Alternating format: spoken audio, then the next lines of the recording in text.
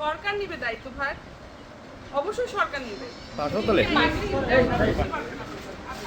একজন পাগড়ির বাচ্চা হয়েছে দেখতে ঘুরাই ধরেন দেখা যায় না, এই যে উল্টে পিঠ হয়েছে। আসবো 7 বছর আসতেছে।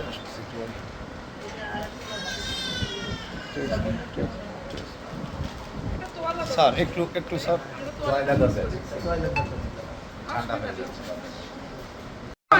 আমরা তো এইসব সিচুয়েশন অনেক কিছু চিন্তা করতে হয় না।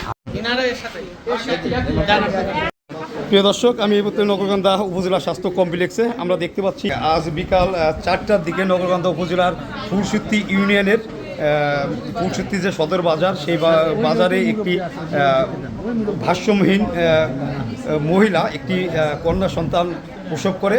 তাৎক্ষণিক এলাকার জনগণ তাকে নগরকান্দা হাসপাতাল নিয়ে আসার পরে সেই বাচ্চা সিনিয়র সহকারী পুলিশ সুপার, আমরা দেখতে পাচ্ছি নগরকান্দা থানার অফিসার ইনচার্জ, উপজেলা স্বাস্থ্য কমপ্লেক্সের প্রধান, সমাজসেবা কর্মকর্তা সহ আমরা আসলে দেখতে পাচ্ছি এই নবজাতক শিশুর জন্য বিভিন্ন জিনিস মানুষের সবই এনেছে।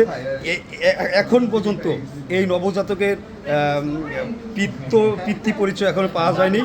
মাও আসলে সঠিকভাবে বলতে পারছে না তার বাড়ি কোথায়। আসলে ভারসাম্যহীন যে নারী, এই নারী এই কন্যা সন্তানটি পৃথিবীতে এনেছেন 4টের দিকে। আমরা এখানে অনেক লোক দেখতে পাচ্ছি, নগরকান্দা থানা পুলিশ দেখতে পাচ্ছি, উপজেলা নির্বাহী কর্মকর্তাকে দেখতে পাচ্ছি, যে আমাদের যে সার্কেল নগরকান্দা সার্কেল, তারা এই নবজাতকের সাথে একটি সেলফি নিবে।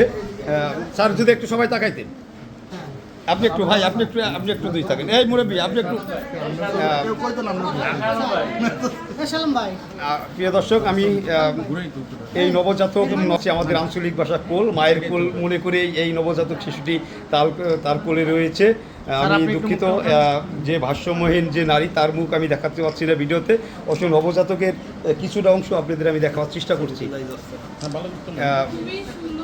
স্যার যদি একটু বলতেন, এই বাচ্চা তো এখনো তো পিতৃ পরিচয় পাওয়া যায়নি, সেই সুবাদে এই বাচ্চার দায়িত্ব ভার কে নিবে? এখন সরকার নিবে দায়িত্ব ভাই, অবশ্যই সরকার নিবে। হ্যাঁ, এটা দুঃখজনক যে পাগলি মা হয়েছে, বাবা হয়নি কেউ, কিন্তু তাই বলে কি আমরা তার দায়িত্ব নিব না? এত সুন্দর একটা বাবু হয়েছে, সে পৃথিবীতে আসছে, এটাই আমাদের জন্য আনন্দ। সে সুনাগরিক হোক, তার জীবন তার মায়ের মতো হচ্ছে প্যাথেটিক না হোক, সেটাই আমাদের কামনা।